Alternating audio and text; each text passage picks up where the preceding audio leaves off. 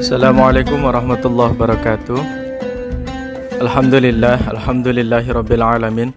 Wa bihi nasta'inu ala umuri dunya waddin. Wassalatu wassalamu ala asyrafil anbiya'i wal mursalin sayyidina wa maulana Muhammadin wa ala alihi wa ashabihi ajma'in, amma ba'du.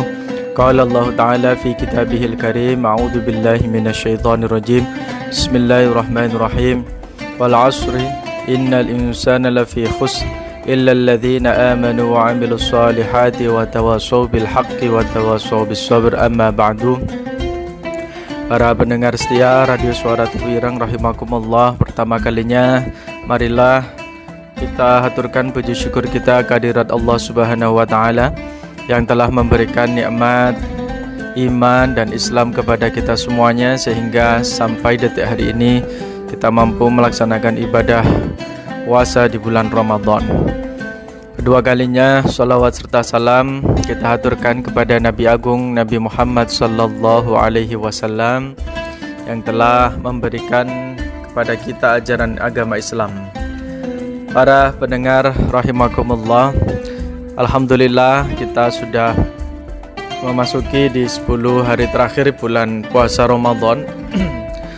Tentu jangan sampai kita semangatnya kendur, karena banyak sekali amalan-amalan atau fadilah dalam 10 hari terakhir bulan puasa Ramadan ini. Di antaranya adalah sholat malam atau tahajud, kemudian memperbanyak sedekah, memperbanyak baca Al-Quran dan i'tikaf. Ma'asyiral muslimin rahimakumullah, 10 hari terakhir bulan Ramadan menjadi waktu yang lebih istimewa daripada hari-hari sebelumnya.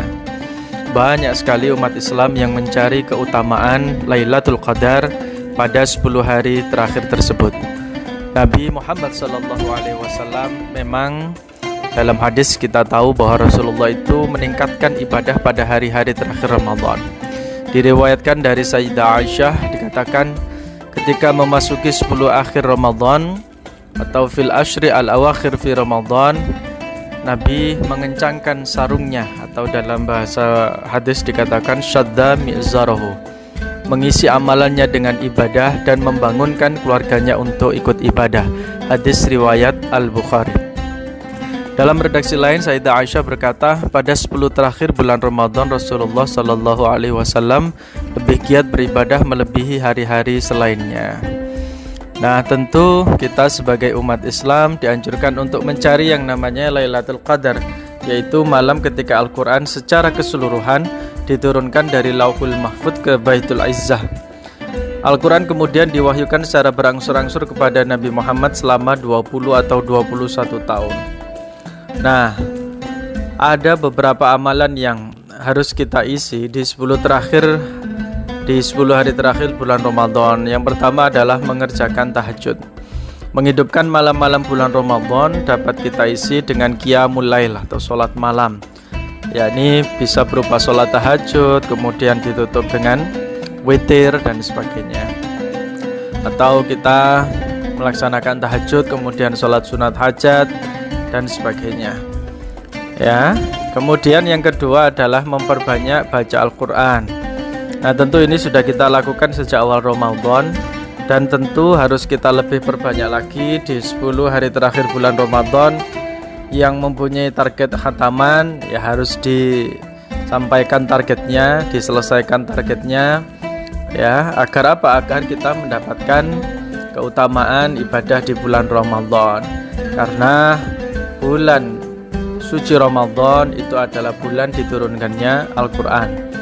Nah, di 10 hari terakhir ini intensitas kita ya dalam membaca Al-Quran tapi terus ditingkatkan. Imam Nawawi dalam kitabnya mengatakan bahwa membaca Al-Quran utamanya dapat dilakukan pada sepertiga terakhir malam atau setelah maghrib atau sesudah subuh. Kemudian yang selanjutnya, yang ketiga, amalan yang lain yang dapat kita lakukan adalah membangunkan keluarga untuk sholat malam. Nabi Muhammad terbiasa membangunkan keluarga beliau pada malam 10 hari terakhir bulan Ramadan dengan tujuan apa? Dengan tujuan untuk mengerjakan sholat malam, terutama di malam-malam ganjil. Sebagaimana diriwayatkan oleh Abu Dzar, Rasulullah Shallallahu Alaihi Wasallam beserta keluarganya bangun untuk beribadah pada malam 23, 25, 27, khususnya pada malam 29.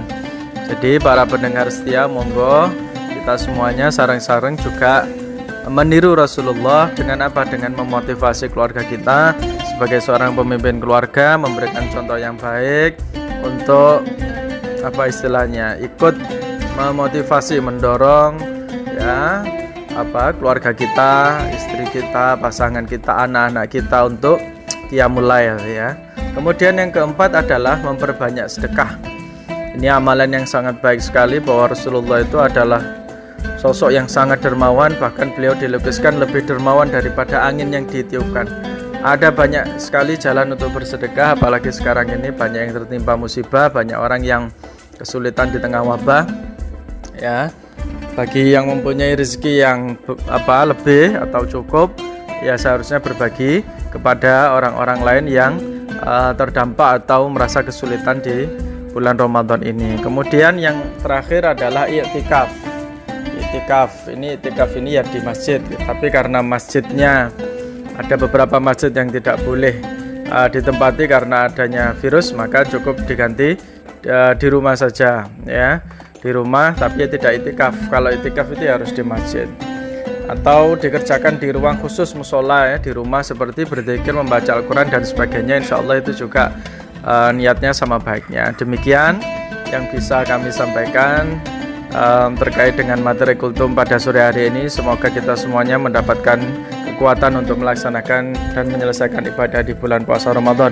Saya Ahmad Zulfikri dari Pondok Pesantren Al-Aqabah, Kuaron, Jombang, untuk Radio Suara Tebu Ireng FM.